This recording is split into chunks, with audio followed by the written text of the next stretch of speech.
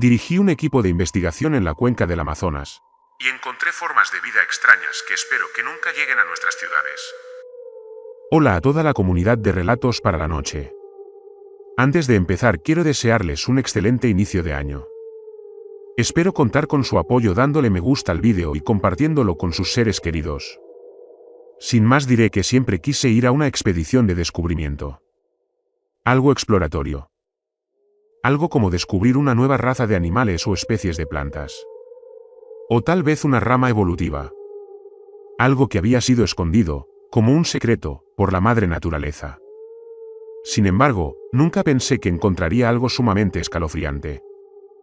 Me habían preseleccionado para dirigir la expedición a la Amazonía, que se había adentrado en la cuenca del Amazonas, en Vale do Javari, cerca de la frontera con Perú. Les habían dado una ruta directamente desde la FUNAI, que es el Departamento de Asuntos Indígenas de Brasil creado para proteger a las poblaciones nativas en el interior de la cuenca. La ruta que nos dieron nos condujo alrededor de las 14 tribus nativas conocidas que habían vivido, intactas durante toda su existencia, en la selva tropical. Habían vivido entre animales, insectos y clima peligrosos, desarrollando sus propias formas de medicinas naturopáticas. Desde las raíces del árbol basai que se muelen para ayudar a la salud de los riñones, hasta la corteza del árbol tawari utilizada en tratamientos contra el cáncer y el cordoncillo con sus propiedades anestésicas, muchas tribus habían descubierto los secretos del Amazonas. De hecho, la tribu Matsés que habita la región fronteriza entre Perú y Brasil, había creado una enciclopedia de 1000 páginas de sus medicinas tradicionales, con la ayuda de 5 chamanes y un grupo conservacionista. Los Matsés hacían esto porque temían que ellos, como tribu, estuvieran cayendo en extinción. Puede que no hayan prosperado, pero sobrevivieron. El gobierno les había brindado ayuda para convertirlos a ellos y a sus porciones de selva tropical, todo en clases y regiones protegidas. Se impusieron fuertes multas e incluso penas de cárcel a los forasteros si alguien se acercaba a las pequeñas aldeas. Podríamos albergar enfermedades que ya habríamos superado con nuestro sistema inmunológico y medicinas, lo que diezmaría a las tribus. Esto fue particularmente irónico, ya que íbamos a buscar entre ellos tratamientos para nuestras dolencias, que ellos ya habían superado con su sistema inmunológico y medicamentos. La misión fue financiada con fondos privados, lo que simplemente significó que uno de los gigantes de las grandes farmacéuticas quería mantenerla discreta. Esto también significaba que probablemente se cruzarían líneas de diferentes maneras. Por lo general, no me gustaba la posibilidad de una expedición fuera de las universidades, ya que la financiación movería todos los hilos y la investigación sería altamente clasificada. Este no fue diferente, pero presenté la solicitud de todos modos. Todo se redujo a mí y a Felipe Ramsés. El Dr. Ramsés era profesor de arqueología, pero tenía doctorados en biología, centrándose en micología y psicología, razón por la cual fue elegido. No es que no estuviera bien versado en los temas, pero él era un gigante en ese mundo, y todos los demás simplemente se reflejaban en el brillo de su armadura. Más o menos me había olvidado de la expedición después de recibir la carta de gracias, pero desafortunadamente, revisaba periódicamente para ver si había alguna noticia de descubrimientos. Que no las hubo. De hecho, había sido increíblemente reservado. Es decir, hasta que vi el obituario del Dr. Ramsés la causa de la muerte no figuraba. Y no pude encontrar nada en línea. Luego recibí una llamada telefónica y las respuestas poco a poco empezaron a presentarse. El hombre al otro lado de la línea se llamaba Reinaldo. Estuvo involucrado en la preparación y financiación de la expedición a la Amazonía. Estaban enviando otro equipo y querían ofrecerme el puesto de investigador principal. Dije decir antes de tener la oportunidad de pensar en ello, y se hicieron planes para llevarme a Sudamérica. Me llevaron en avión a una pista de aterrizaje privada cerca de la frontera entre Perú y Brasil, donde condujimos hasta donde las carreteras nos permitían adentrarnos en la selva tropical. Allí se instaló un campamento para nosotros, donde el equipo se había estado preparando antes de descender al interior. Finalmente conocí a Reinaldo y pude hacer todas las preguntas que habían ido surgiendo desde la llamada telefónica. Reinaldo explicó que una organización privada de cartografía terrestre había estado utilizando una serie de drones con tecnología de sensores muy avanzada, solo para trazar el suelo del Amazonas y los animales y la vida que lo llenaban. Ciertos animales se alimentaban de ciertos insectos que a su vez se alimentaban de ciertas plantas, los cuales tenían ciertas propiedades que eran altamente beneficiosas y rentables para las corporaciones medicinales occidentales. La empresa había descubierto cómo trazar y hacer predicciones muy precisas sobre dónde se encontrarían determinadas especies de plantas basándose en este algoritmo de ingeniería inversa de la cadena alimentaria. Lo que habían descubierto era el Valle Terra Natal y los restos de una civilización perdida que rivalizaba con los mayas. Se habían detectado estructuras en el profundo desfiladero, varias de las cuales habían sido talladas en la montaña y parecían continuar bajo la elevación rocosa. Las últimas coordenadas conocidas de la expedición anterior estaban al fondo del valle, en lo que se venía denominando el Morto Interior. Hacia allí nos dirigíamos. Finalmente, pude preguntar sobre el doctor Felipe Ramsés. Sin embargo, Reinaldo parecía haber estado tratando de evitarlo. Explicó que el doctor había sido el único de la expedición anterior que había salido vivo de la selva. Así fue como obtuvimos toda la información que teníamos. Y la información era increíblemente prometedora.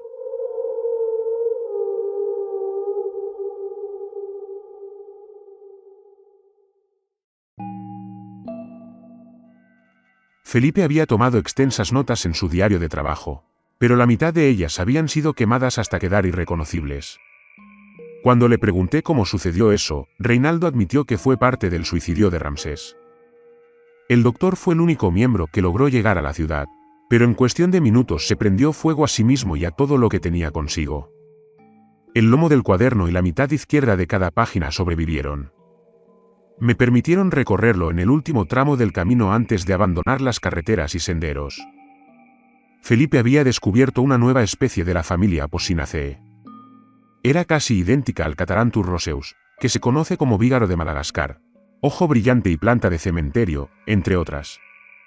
Hubo dos puntos principales en el descubrimiento que destacó Ramsés. El primer momento destacado fue el obvio y el que más le entusiasmó.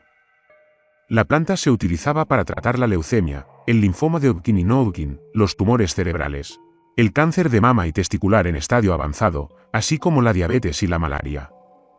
Fue un gigante. Pero esta especie afirmó que tenía propiedades terapéuticas innovadoras, incluido un alcaloide de vincolina sobrealimentado que estimula la insulina. Eso por sí solo revolucionaría los tratamientos para la mayoría, si no para todas las formas de diabetes. Posiblemente incluso curarlo. El segundo punto culminante, sin embargo, fue el desconcertante. Esta planta no se encontró en el Amazonas. O en cualquier lugar de Brasil. O Sudamérica. Es originaria, exclusivamente, de Madagascar. Aunque se puede cultivar en otros lugares con fines ornamentales, una especie tan distante en su trayectoria evolutiva y tan alejada de su punto de origen no podría progresar, hasta la forma en que él la describe. Y sin embargo eso es lo que había encontrado. Pero no solo eso. Decenas y decenas de otras especies de plantas, mohos y hongos. La ecología microbiana era un gran interés para mí, y había realizado artículos de investigación sobre cómo los hongos desempeñaban papeles cruciales en la vigilancia de la biodiversidad de la selva tropical. Lo que descubrí fue que los hongos impedían el éxito de cualquier especie dominante de plantas muy juntas al infectarlas y propagarse rápidamente entre ellas. Esto permitiría que floreciera una gama más amplia de especies diferentes. Actuando como los principales descomponedores de los sistemas ecológicos, el crecimiento es el medio de movilidad de los hongos. Cuanto más comen, más se expanden y viajan. Tampoco requieren fotosíntesis, lo que significa que prosperan en algunas de las condiciones más imposibles. Escribió sobre formas avanzadas de mohos limosos polifiléticos, micoparásitos biotróficos, flagelados avanzados y agresivos con potentes sistemas de entrega de esporas, pirenomicetos y mutaciones aterradoras de Amanita virosa, Podostroma corno damae y cepas gigantes de Angelwings y Deadlira perlins. Muchos de ellos no eran nativos de esa zona o de ese hemisferio y no sobrevivirían en estas condiciones. No debería. Y, sin embargo, Felipe los documentó todos. Llegamos al campamento base final y conocimos a todos los que iban a entrar. Había un pequeño equipo de mercenarios que habían sido contratados para hacer que el viaje fuera lo más seguro posible esta vez. Estaba dirigido por un hombre llamado Maile, con una mandíbula como un refrigerador. Esperaba no tener que lidiar con él a menudo. Reinaldo también había contratado el doble de guías locales y había pagado el triple de lo que había pagado con el grupo anterior. Esta era una misión basada en resultados y tenía que producirlos. Salimos al amanecer a pie, 2 de los guías a la cabeza y el resto cargando grandes canoas sobre nuestras cabezas. Nos transportaríamos a través de varios pantanos entre las largas caminatas que nos llevarían a tierras inexploradas, lugares por los que los pies no habían caminado antes. Más profundo de lo que cualquier tribu había llegado. Bueno, ninguna tribu. No el que supuestamente habían encontrado. Escuché cantos de pájaros. Alas aleteando. Movimientos de animales. Ramitas rompiéndose. Gruñidos y gruñidos. Deslizándose y zumbando, silbidos y agua corriente en algún lugar cercano. Por la noche, los monos aulladores chillaban y las ranas arbóreas de colores brillantes cacareaban como brujas. Y mientras tanto, los latidos de mi propio corazón retumbaban en mis oídos. Y hacía calor. Entonces caliente sudo por todo lo que traje en la primera hora. También se percibía un olor acre a humedad, árboles en descomposición y vegetación, plantas y arbustos en descomposición. La dificultad para caminar se hizo evidente rápidamente. El suelo de la selva tropical estaba cubierto de rocas, árboles caídos, zarzas y hojas muertas que cubrían el suelo debajo. O lo que podría estar arrastrándose justo debajo de nuestros pies. El primer día, nos adentramos 8 kilómetros en las profundidades de la selva tropical. Lo cual era casi la mitad de lo que habíamos planeado. Todo esto era motivo de especial preocupación, porque se había detectado un frente de tormenta que se estaba gestando frente a la costa de Lima y parecía dirigirse hacia el interior. Antes de irnos, hubo una conversación sobre si esperar o no. Pero en este caso el dinero habló y todos estuvieron de acuerdo. Los sonidos cambiaron de la mañana al día y a la noche, con un coro giratorio de caos burlón que atravesaba la jungla.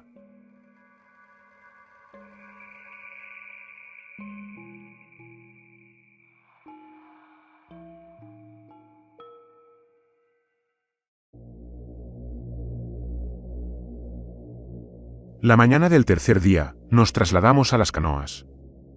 A Maile se le dijo que mantuviera a sus hombres alerta, ya que las aguas estaban llenas de caimanes negros. Eran los más grandes de la familia de los cocodrilos y podían crecer hasta 6 metros de largo. Y eran violentamente carnívoros. Nos dirigimos a la orilla para pasar la noche y los mercenarios intercambiaron turnos de guardia durante la noche. Fue increíblemente peligroso, pero estábamos atrasados en el tiempo y necesitábamos compensarlo. El calor y los mosquitos intensificaron su ataque a mi cordura. Tampoco pude escapar. Esa noche me despertó un estruendo de disparos. Uno de los mercenarios, Steven, estaba muerto. Tenía una flecha atravesada en la garganta y se había ahogado con su propia sangre. Luego vi los otros 4 cuerpos. Eran nativos, parte de la tribu Sateremabe. Parecían ser una partida de caza al atardecer y se habían topado con nuestro campamento. Steven debió haberlos asustado y le atravesaron la nuez con una flecha. No sabíamos cuántos más había cerca, pero los mercenarios permanecieron en alerta máxima durante el resto de la noche. Por la mañana enterramos a Steven y dejamos los cuerpos de Sateremabe para que fueran reclamados por su tribu o por la jungla. Me sentí horrible por eso. Pero también estaba asustado. Los Satere eran una tribu intensa y ahora tenían una razón para venir tras nosotros. Había leído historias sobre ellos, algunas de primera mano, otras transmitidas por fulano de tal. Los niños tenían que soportar un doloroso rito de iniciación para ser aceptados como adultos. Implicaba experimentar el peor dolor que la selva tiene para ofrecer. Y esto llegó en forma de paraponera clavata, o la hormiga bala. Se dice que tiene la picadura más dolorosa de todos los insectos. Fiel a su nombre, la picadura es supuestamente comparable a la de un disparo de bala y puede durar hasta 24 horas. Para su ritual de virilidad, al niño Mae se le colocarían en las manos 2 guantes llenos de hormigas bala durante no menos de 5 minutos. Cuando se lo quitaban, el niño temblaba incontrolablemente durante horas y experimentaba alucinaciones, desorientación y parálisis muscular. Para completar el ritual y ser aceptado como hombre por la tribu, el niño tendría que soportar esta práctica un total de 20 veces a lo largo de meses. A veces años. Y esos niños, ahora convertidos en sombras fuertes, resistentes y mortales en el bosque, podrían estar cazándonos. No solo eso, sino que descubrimos que 2 de los guías habían desaparecido. Su ropa y suministros adicionales todavía estaban en sus sacos de dormir, pero parecía como si se los hubieran llevado durante la noche. Nunca supimos qué les pasó. De vuelta en las canoas, los sonidos continuaron siguiéndonos, como si se enviara una advertencia a lo que nos esperaba. No pudimos decir si los sonidos eran cantos reales de pájaros o de cuerdas vocales nativas. Entonces vi movimiento debajo del barco. En el agua debajo de nosotros. Algo grande. Como carnívoro y escamoso. Era una anaconda verde. Una gigante. Nuestros guías indicaron a todos que levantaran sus remos del agua y mantuvieran nuestros movimientos. Observé cómo la enorme serpiente zigzagueaba debajo de nuestra canoa, su largo cuerpo parecía no tener fin. Debe tener más de 40 pies de largo. En algún lugar cercano se escuchó un chapoteo. Luego otro y otro. Los mercenarios levantaron sus armas, apuntando al agua y a la línea de árboles, esperando que se presentara un objetivo. El movimiento atrapó mis periféricos. En la parte posterior de la guía frente a mí. Pequeños sensores asomando. Un 100 pies gigante amazónico. Subía por su espalda hacia su largo cabello, donde desaparecía en él. Miré por encima del borde y vi que la cola de la anaconda desaparecía delante de la canoa, y que el agua debajo de nosotros se asentaba. Rápidamente saqué el 100 pies gigante de la espalda del guía y lo arrojé al agua. Debía tener más de 30 centímetros de largo y 5 centímetros de grosor.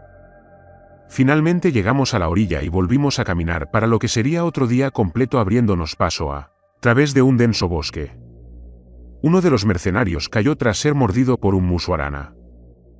Afortunadamente, llevábamos una farmacia completa de antídotos para las amplias categorías de venenos de serpientes, arañas e insectos con los que nos habíamos topado.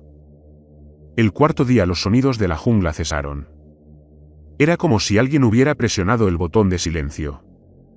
Tanto los animales como los insectos habían prevalecido durante todo el viaje, pero en un momento, pareció que no llegaban más lejos. Y poco después de la introducción del silencio, llegamos al valle de Terra Natal. Por supuesto, no pudimos verlo porque las marquesinas de abajo lo bloqueaban. Se descubrió un antiguo camino tallado en la pared rocosa plana del desfiladero. Conducía por la ladera de la montaña que de otro modo sería escarpada. Dejamos las canoas arriba y descendimos solo con el equipo que podíamos llevar. Era aterrador mirar hacia abajo, siguiendo las escaleras desgastadas mientras desaparecían entre las copas de los densos árboles.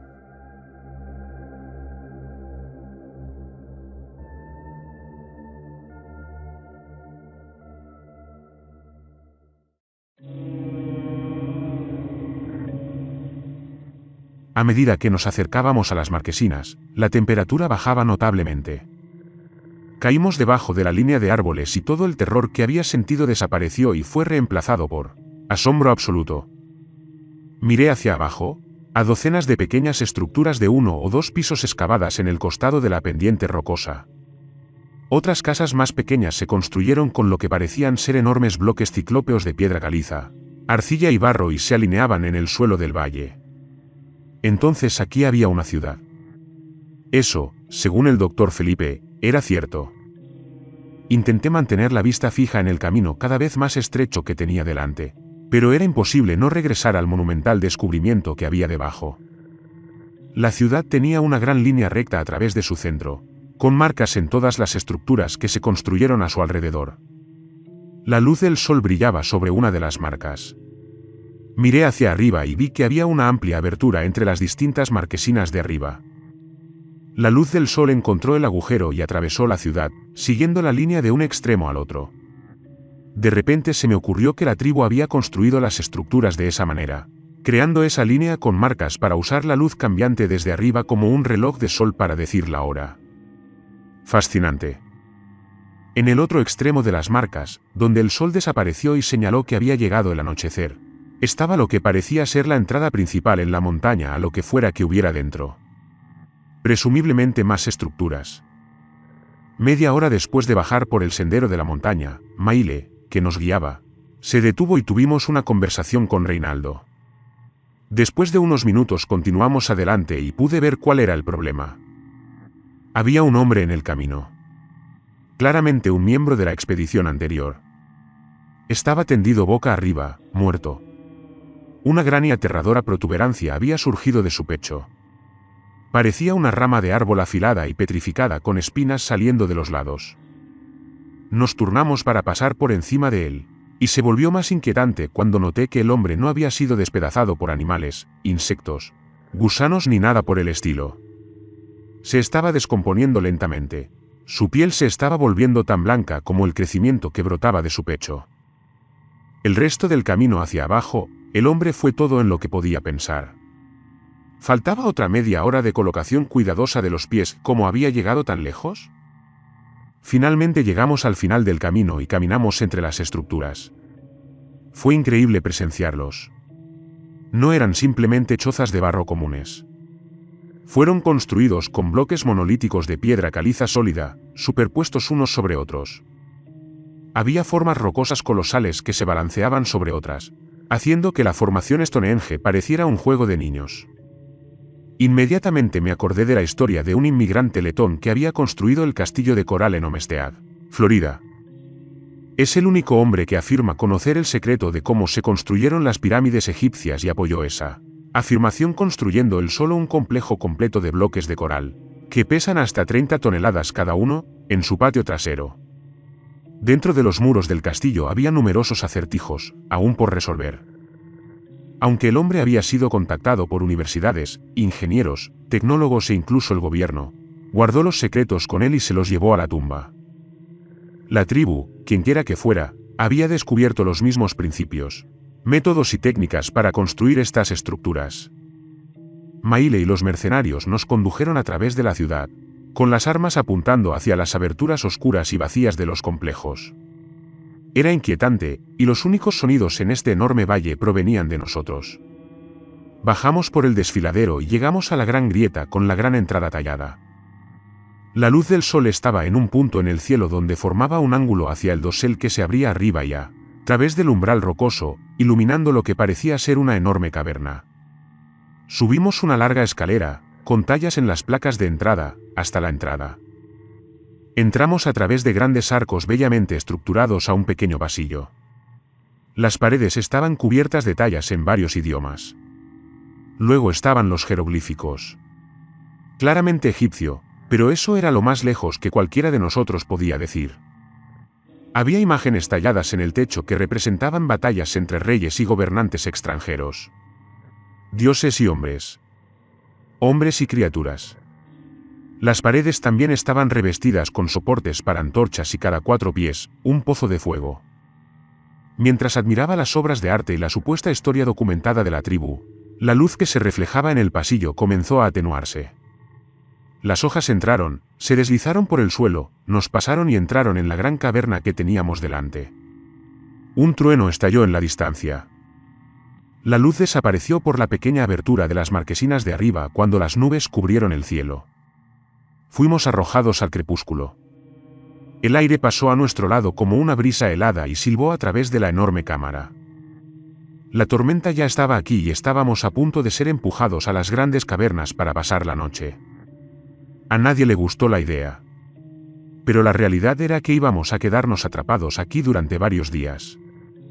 Una semana tal vez. Y estas tormentas podrían durar aún más. La lluvia azotó, y supimos que íbamos a pasar la noche en la caverna principal. Solo teníamos que explorarlo y encontrar el lugar más seguro.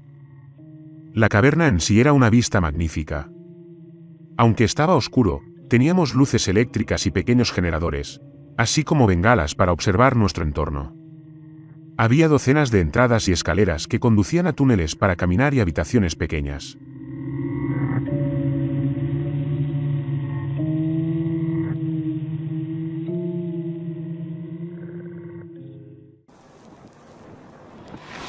Cuanto más nos adentrábamos, más parecía un enorme complejo de viviendas excavado en la roca que se extendía hacia la montaña.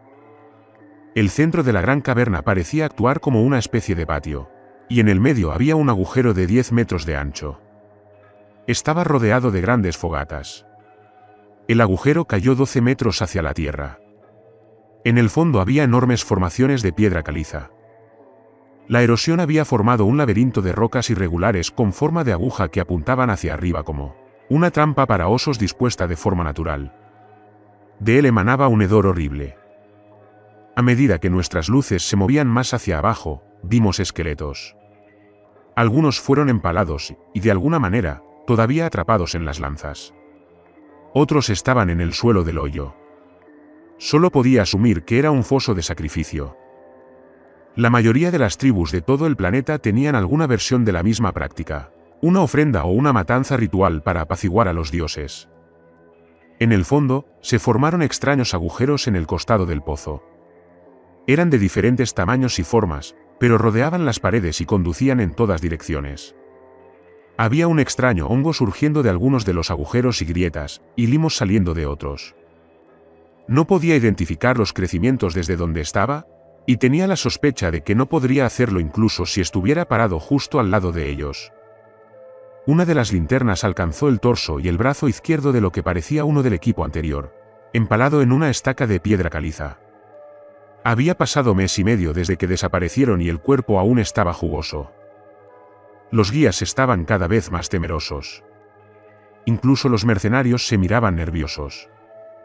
Mi pie golpeó algo y miré hacia abajo para ver lo que parecía un caparazón de escarabajo o exoesqueleto. Pero cuanto más lo miraba, parecía más orgánico y de origen vegetal. U hongos o tal vez alguna mezcla de los dos. Lo que muchos no saben sobre los hongos es que son una combinación perfecta de animales y plantas. Y parecía que su trayectoria evolutiva había crecido más rápido, expandiendo mucho su alcance aquí abajo. Lo inspeccioné más a fondo.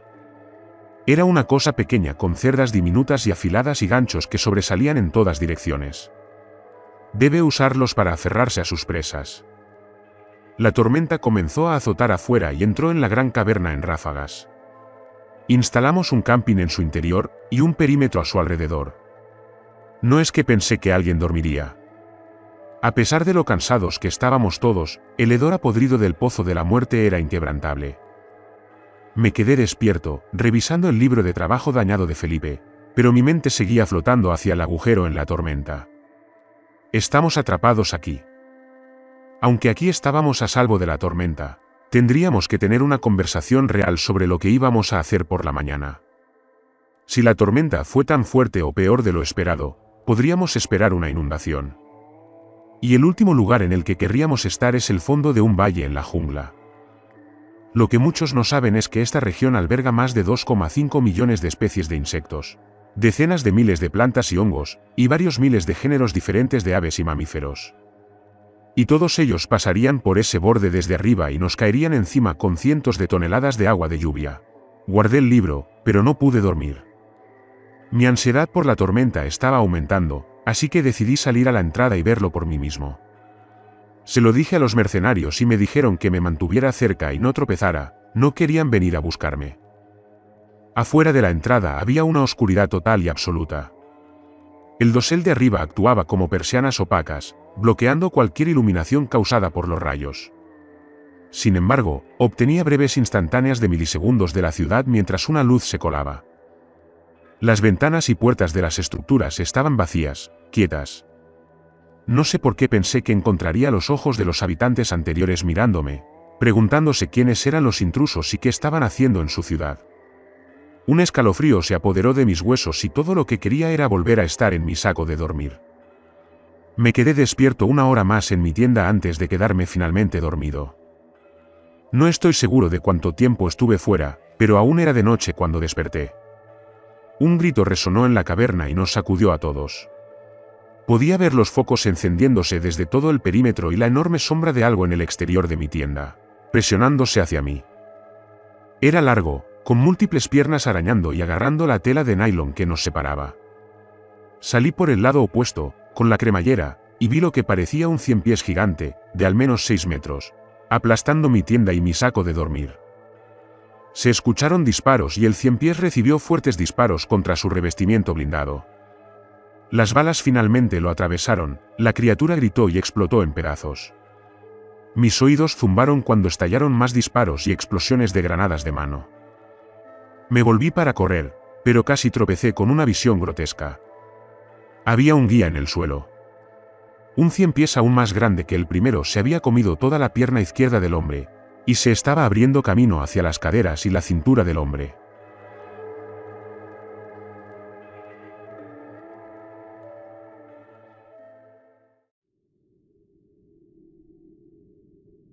La criatura debe haber usado alguna neurotoxina cuando lo mordió por primera vez para paralizar al hombre. Y luego empezó a darse un festín. El hombre sintiendo todo eso. Escuché una lata de metal caer al suelo y rodar debajo del 100 pies y la guía. Entonces mis oídos se hincharon y sentí una fuerte presión que me arrojaba hacia atrás, y aterricé sobre otro guía, que había sido masticado por la mitad. Los mercenarios estaban descargando todas las balas y granadas que tenían. Encontré a Reinaldo y corrimos hacia Maile, que estaba ladrando órdenes. Ahora parecían tenerlo prácticamente bajo control. Solo había 4 de los 100 pies gigantes, los cuales ahora estaban todos volando al infierno. Un grito resonó desde el borde del agujero. Uno de los guías, el último, fue arrastrado por el borde del agujero y desapareció. Grité que lo necesitábamos.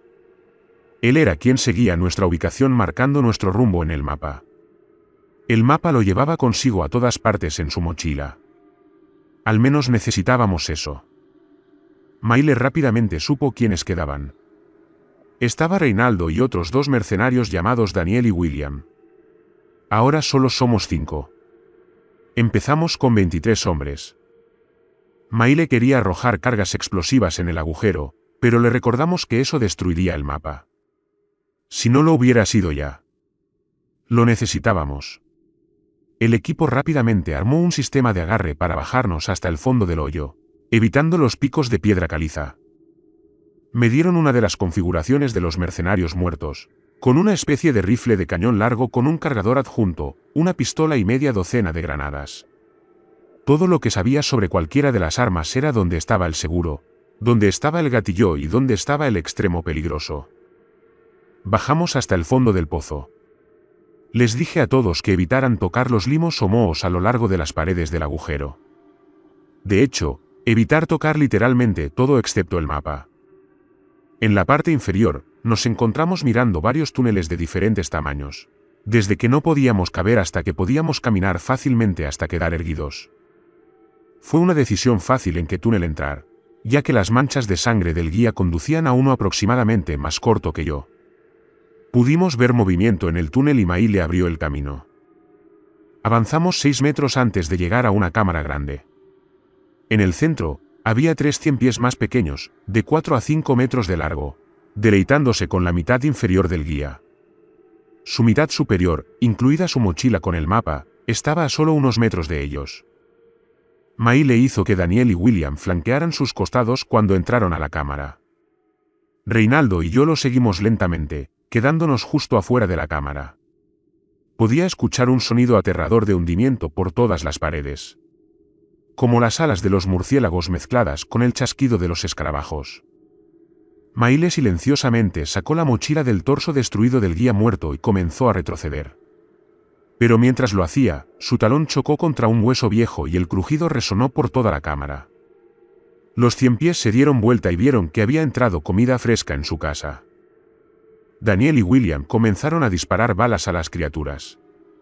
Pero esto fue un error, puesto que las paredes comenzaron a moverse, y todos esos sonidos de huida se dieron a la fuga. El aire se llenó de esas pequeñas criaturas parecidas a escarabajos del exoesqueleto que encontré. Eran parecidos a polillas, pero a base de hongos, y con los flagelados pronunciados y afilados que los caracterizan microbianamente. El suelo se arremolinaba. El ruido se unió a la cacofonía, ahora había tanto ruido. Reinaldo y yo corrimos de regreso a través del túnel, con Maile pisándonos los talones para mantener el ritmo. Solo miré hacia atrás brevemente, pero vi a Daniel y William rodeados de pequeñas criaturas. Arañando y mordiendo la carne expuesta y pequeñas bocanadas de humo oscuro salían de ellas como tinta de cefalópodo. Solo que esto no era para distraer, sino para matar. Reinaldo, Maile y yo logramos salir del túnel, pero escuchamos más y más sonidos de diferentes magnitudes surgiendo de las diferentes entradas. Una enorme y aterradora masa negra de organismos se había derramado por una abertura y se arrastraba a través de las púas hacia nosotros. Al mirarlo, lo único que pude pensar fue en lo mucho que se parecía a una versión ampliada de una célula cancerosa agresiva. Solo a base de limo y hongos. Comer y expandirse y moverse y volver a comer. Siempre hambriento, nunca contento. Una granada aterrizó justo en el centro y otras 2 granadas fueron arrojadas al agujero del que acabábamos de salir. Maile nos gritó que tiráramos a cubierta. Las 3 explosiones se produjeron seguidas. Pero cuando lo hizo el primero, roció la criatura gelatinosa del hongo por todo el túnel en una enorme cagada por parte de Maile. Gotas de líquido golpearon la espalda de Maile y comenzaron a devorar su equipo. La segunda explosión doble me envió volando hacia la entrada de un nuevo túnel. Aterricé, a pocos metros de distancia, de uno de los guías. El túnel estaba cubierto de un hongo asqueroso que rezumaba, con grandes hongos en forma de dedos extendidos. La guía estaba siendo absorbida por el costado de la pared. La mitad de su cara tenía ahora el mismo color y textura que los crecimientos. Y todavía estaba vivo.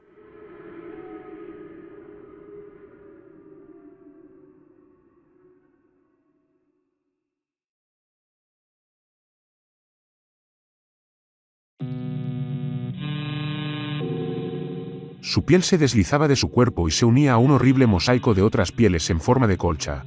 Todas parecían pertenecer a nuestro equipo o al anterior. Vi al menos 5 pares de caras en él, ondulándose como un lecho de agua canceroso. El brazo del guía se desgarró y se separó de su cuerpo. Empezó a arrastrarse hacia mí. Reinaldo me levantó y me llevó de regreso a las cuerdas. Del túnel salía humo, pero oí que el hundimiento comenzaba de nuevo.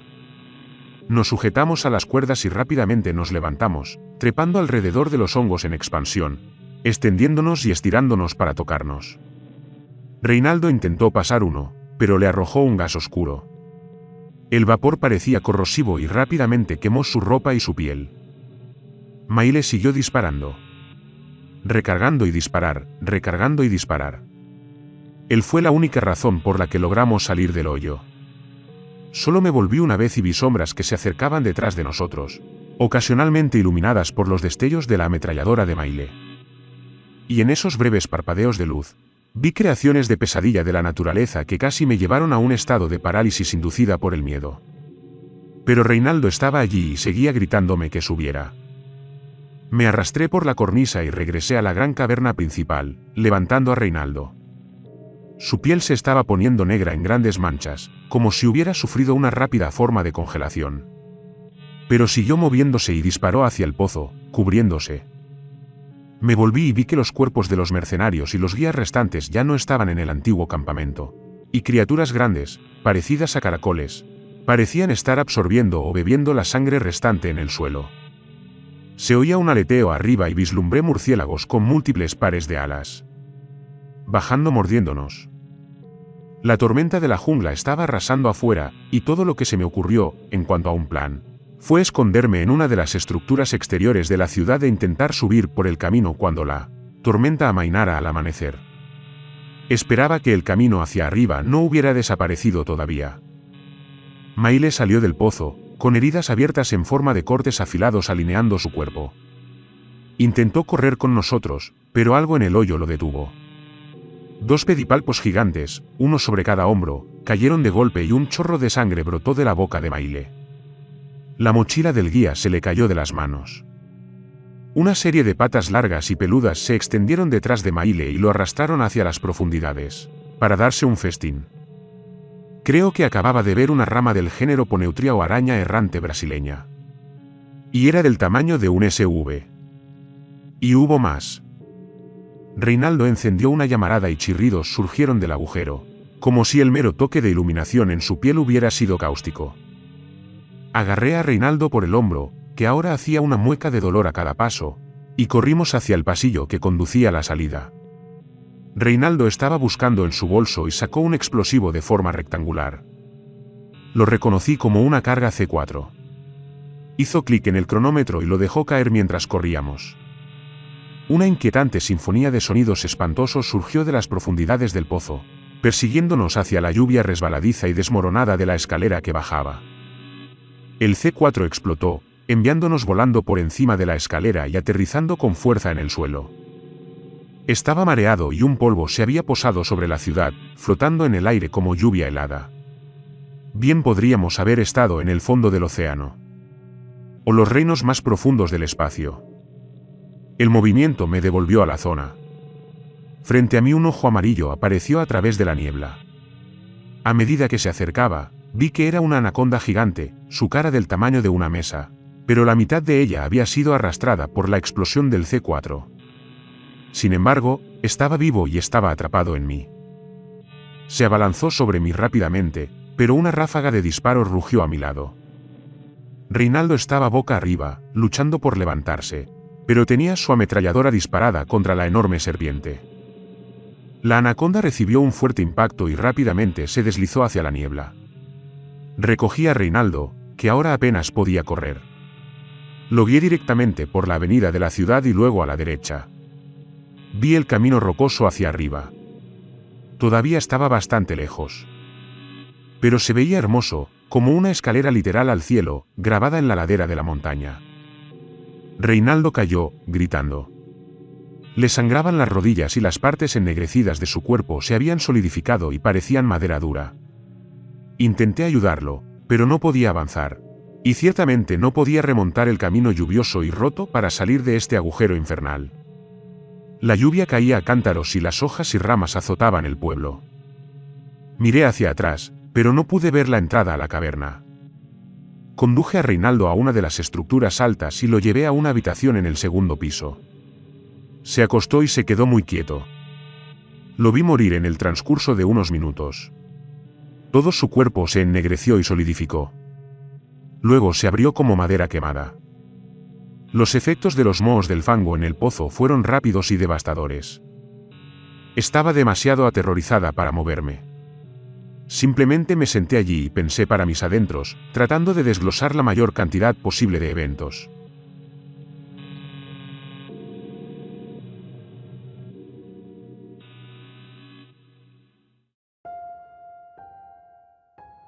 Los distintos insectos y hongos, muy avanzados, eran muy susceptibles a la luz, eso estaba claro.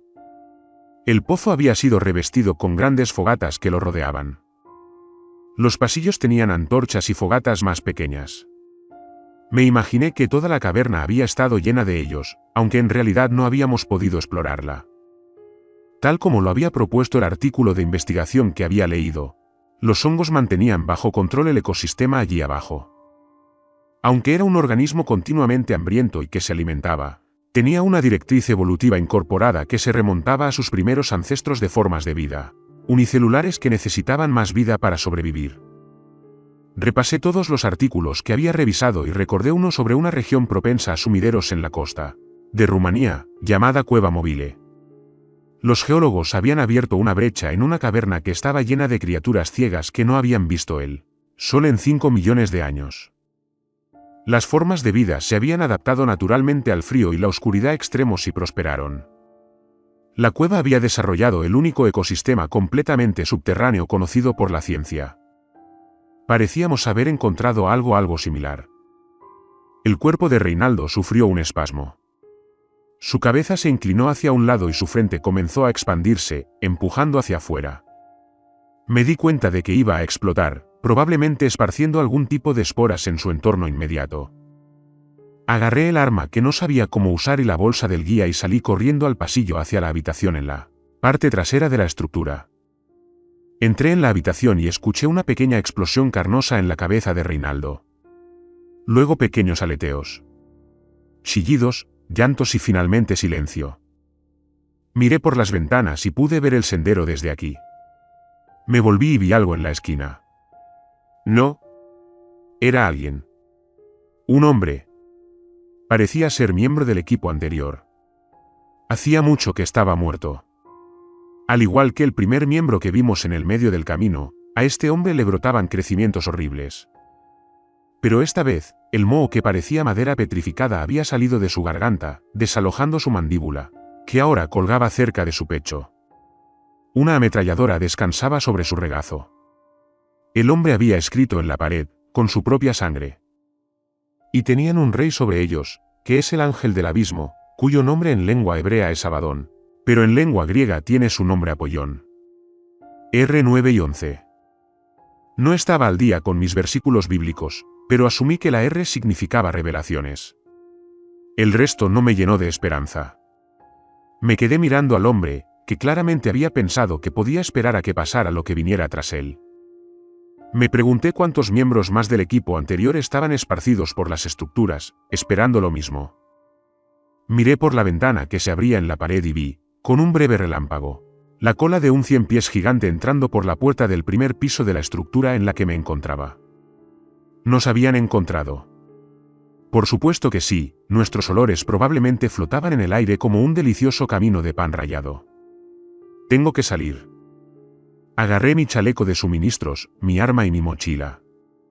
Junto con la bolsa del guía, salté por la ventana y bajé hasta el techo del siguiente nivel. Los paneles de madera de abajo me sostuvieron durante un paso, antes de colapsar y dejarme caer sobre el 100 pies en el primer piso. La criatura chilló, se retorció y mordió e intentó alcanzarme. Apreté el puño que sostenía la ametralladora y explotó en el suelo y en la parte inferior de la criatura. El 100 pies entró en pánico y deslizó su largo cuerpo por la ventana. Salí por una ventana que se abría en el lado opuesto y me encontré de nuevo en la pasarela principal, siendo golpeado por la lluvia. A la derecha vi el camino que me llevaría hacia arriba. Estaba a unos 40 metros de distancia. No miré a la izquierda. Solo corrí. Podía escuchar horribles chirridos sacudiendo la ciudad bajo el rugido de los truenos constantes, y solo vislumbraba mis alrededores cuando los relámpagos esporádicos se colaban a través de la abertura del dosel, pero escuché y vi lo suficiente como para saber que algo estaba justo detrás de mí. Me giré, apretando el gatillo de nuevo y bañando con balas lo que había detrás de mí. El fogonazo iluminó lo que creo que era una hormiga bala del tamaño de un oso grizzly. Mis disparos habían cubierto su rostro y retrocedió frenéticamente, lanzándose por un callejón lateral. No podía imaginar cómo se sentiría una mordida de estas criaturas. Me di vuelta y seguí corriendo, sacando la única bengala que sabía que tenía apagada. Lo necesitaría en la subida. Duraría los primeros 5 minutos, así que si me movía rápidamente, podría estar fuera del alcance de las criaturas.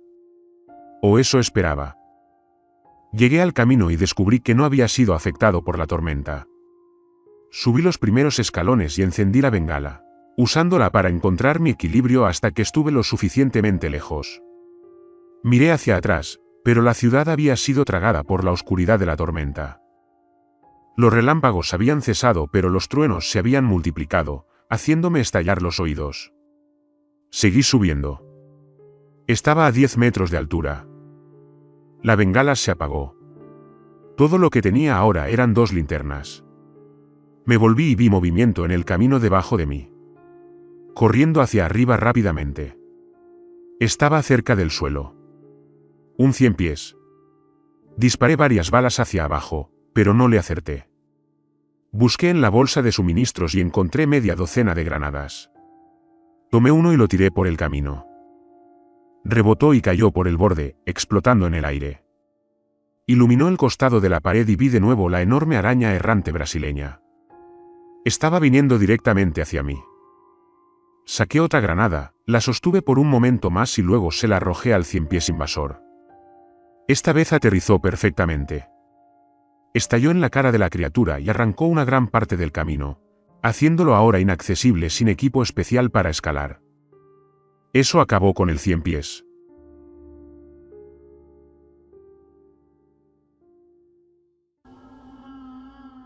Miré hacia abajo y vi que la araña se acercaba. Estaba justo debajo de mí, así que saqué otra granada y la tiré. La araña giró sobre la pared, evitó por poco la explosión y continuó subiendo. Le rocié las últimas balas del cargador y justo cuando se vació, 2 de las piernas del arácnido volaron por la munición. Regresó al pueblo. Mientras lo hacía, pasó junto al organismo globular, que ahora también se deslizaba hacia la ladera de la montaña. Y avanzaba más rápido que yo. Me iba a cortar el paso, más adelante en el camino. Tuve que acelerar el paso.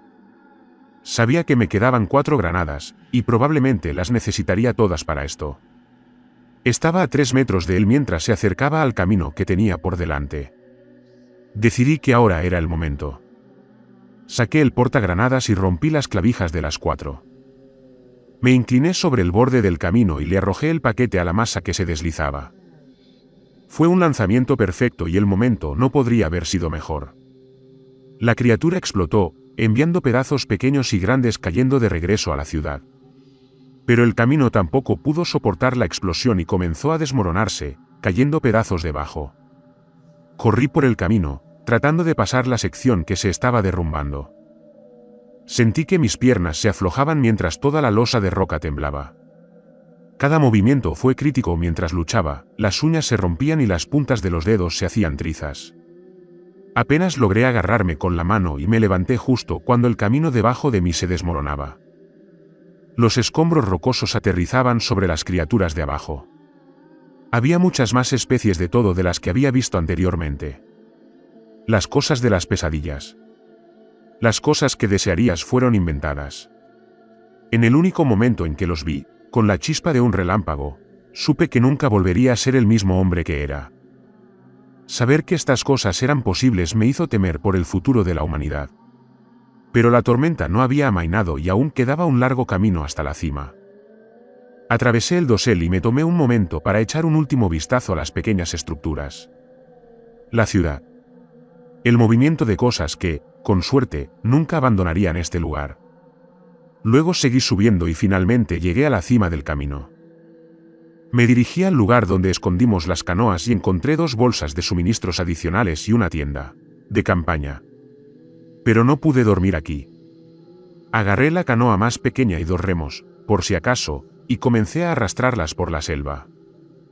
Conocía una buena parte del camino durante las siguientes horas y podía seguir nuestro camino anterior a partir de las marcas que habíamos dejado. Aunque estaba más que exhausta, no quería dejar de moverme. Cuando estuve lo suficientemente lejos, pude sacar la mochila del guía, mirar el mapa y calcular el resto del camino de regreso. Caminé hasta que el amanecer se asomó entre las nubes de tormenta y me encontré en un pequeño claro. Se sintió como un momento divino. De alguna manera, sobreviví y encontré ese instante perfecto en el que se desató la tormenta. El sol había encontrado este hueco en las marquesinas y brillaba sobre mí. Me dio calidez y coraje para emprender el viaje de regreso a la civilización. Comí la comida que me sobró y descansé. Después de una breve siesta, decidí seguir moviéndome y abrí la bolsa del guía. El mapa no estaba allí. En la bolsa había algo de ropa, una petaca, tabaco de liar y algunas carnes secas. Pero ningún mapa. Sabía que podría encontrar el camino hasta el siguiente embarcadero del río, pero a partir de ahí, este lugar era un laberinto. Pantanos que conducen a lagos, que conducen a cascadas, que conducen a cuevas, que conducen a más pantanos. Quería levantar las manos en el aire y rendirme. Pero el sol de arriba seguía brillando sobre mí. Y seguí moviéndome. Encontré el camino de regreso al río y recordé que habíamos llegado a él por la derecha, así que iría a la izquierda y lo seguiría hasta que, con suerte, reconociera otro marcador. El agua estaba en calma, pero quién sabe realmente qué sucede a un pie bajo la superficie. Tuve visiones de encontrarme con la anaconda gigante. Los caimanes negros. La tribu Sateremabe. Me imaginé que ya habrían encontrado los cuerpos de sus muertos en nuestro antiguo campamento y nos estarían buscando. Más adelante, vi una pequeña península que reconocí como una desde la que habíamos despegado para llegar a esta extensión de agua. Pude ver uno de nuestros antiguos campamentos y decidí pasar la noche allí. La jungla era especialmente ruidosa y tenía pesadillas con todo tipo de cosas que se arrastraban y se arrastraban, anidando debajo de mi piel y asomando por las heridas abiertas. Sentí un dolor agudo en mi pierna y me desperté. Salí de mi saco de dormir y encontré una gran picadura de araña en mi pantorrilla. Pero no pude encontrar la araña, así que no sabía qué tan mala era. O cuánto tiempo tuve. Rápidamente calenté un cuchillo con un encendedor y presioné la hoja caliente en la picadura. Con suerte, eso mataría parte del veneno. Pero es probable que la toxina ya estuviera fluyendo por mis venas. Me levanté y comencé a moverme, esperando poder seguir adelante.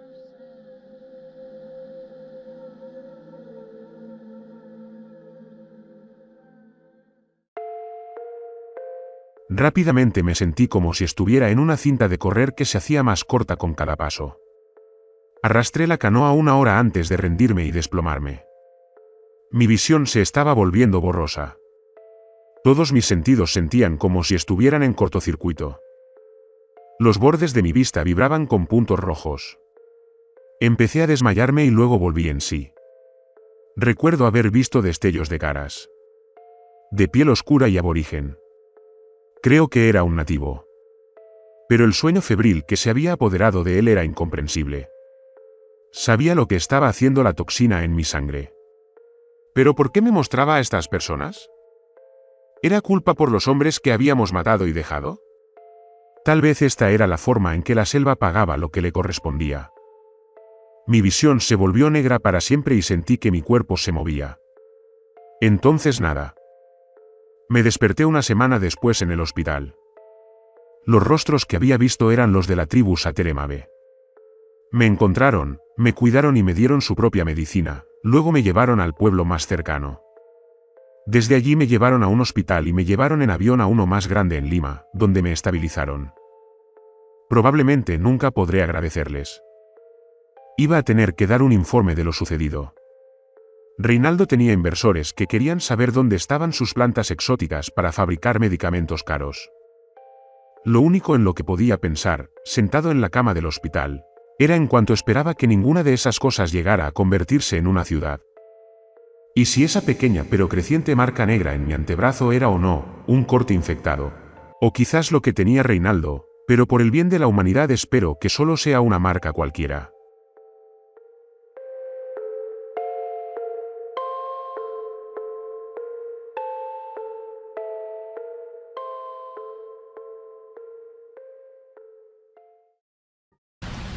Welcome, stranger. We have not met before. We are repulsive. So glad you came to visit us. So glad. We make music for people who want to feel alive. You can use our music for your creative content. You can use our music.